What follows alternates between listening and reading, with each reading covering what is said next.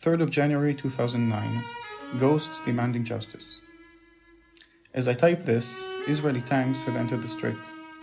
The day has begun the same way as the previous one ended, with the earth shaking beneath our feet. The sky and sea conniving endlessly against us overhead, hanging over the destinies of 1.5 million people who've gone from the tragedy of living under siege to the catastrophe of a targeted attack on civilians. The horizon is devastated by the flames, and there have been cannon shots rumbling from the sea and bombs raining from the sky all morning. The same fishing boats we accompanied into the open sea just a few days ago, well beyond the 6 miles imposed by Israel in their illegal and criminal siege, are now reduced to charred wrecks. If the firefighters tried to put out the fires, they'd instantly become the targets of the F-16's machine guns. This already happened yesterday. After yet another attack, once the exact estimate of the dead is out, if this will ever be possible, the city will have to be rebuilt over a desert of rubble. Israel's foreign minister, Tzipi Livni, is declaring to the world that there is no humanitarian emergency in Gaza. Clearly, being in denial isn't the sole preserve of figures like Mahmoud Ahmadinejad, the Iranian president. The Palestinians are in agreement on one thing with Tzipi Livni, as Joseph, an ambulance driver who calls her an ex-serial killer from the Mossad, tells me.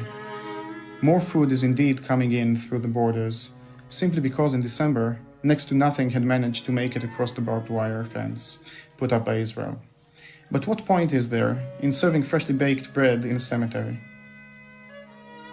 The first priority ought to be stopping the bombing immediately, well before bringing any supplies to the survivors. Corpses don't eat.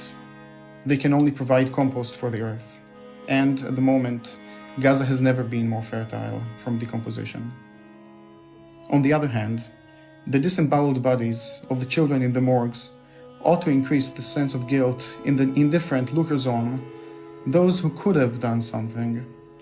The images of smiling Barack Obama, the US president, playing golf, were shown on all the Arabic satellite TV stations, as if to scorn the shroud of mourning covering this land. And, as it happens, out here no one is under any illusion that Obama will do wonders to change America's foreign policy radically. Yesterday, Israel opened the Arrest Pass to evacuate all foreigners who are still currently in Gaza. We internationals of the ISM are the only ones who have remained.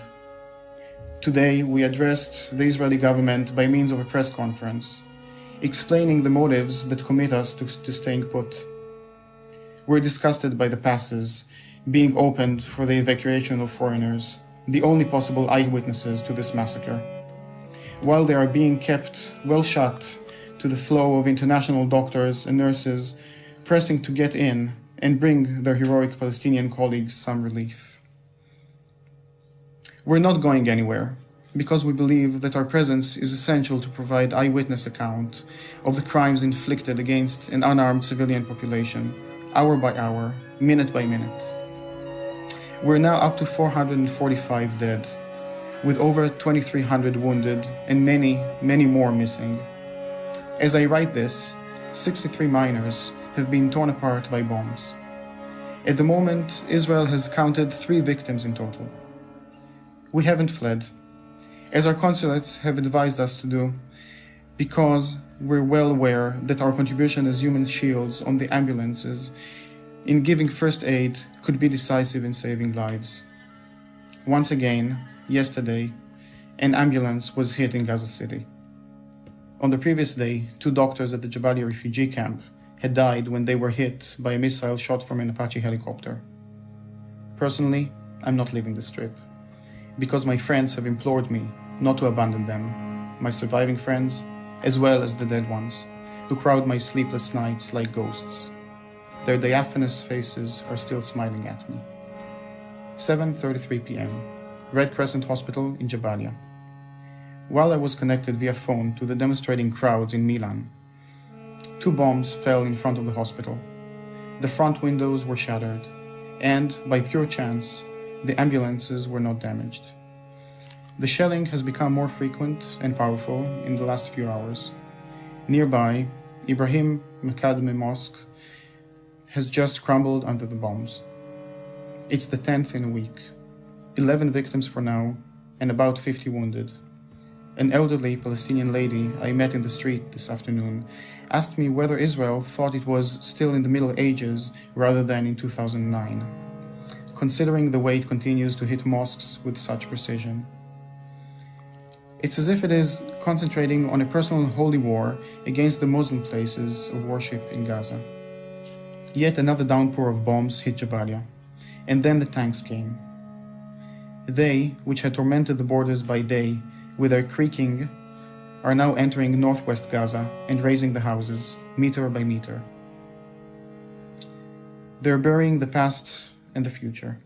Whole families and an entire population illegitimately dismissed from its own land, a people who haven't found any form of shelter except for huts in refugee camps. We rushed out to Jabalia after another terrible menace showered down from the sky last Friday evening. Hundreds of leaflets were thrown out of the planes ordering the general evacuation of the refugee camp. This threat has unfortunately materialized. The most fortunate have managed to escape instantly, taking a few possessions with them, a TV, a DVD player, and a few pieces of memorabilia from the life that once existed in Palestine, a land lost about 60 years ago. The vast majority haven't found anywhere to go. They will face those tanks hankering after their lives with the only weapon of the Palestinians have left, the dignity of dying with their heads held up high. My companions and I are aware of the enormous risk we're coming up against. Tonight, more than any other night. But we're more at ease in the midst of this Gazan hell than relaxing in a metropolitan heaven in Europe or America, where people celebrating the new year and aren't really aware of just how complicit they are with the butchering of all these innocent civilians. Stay human.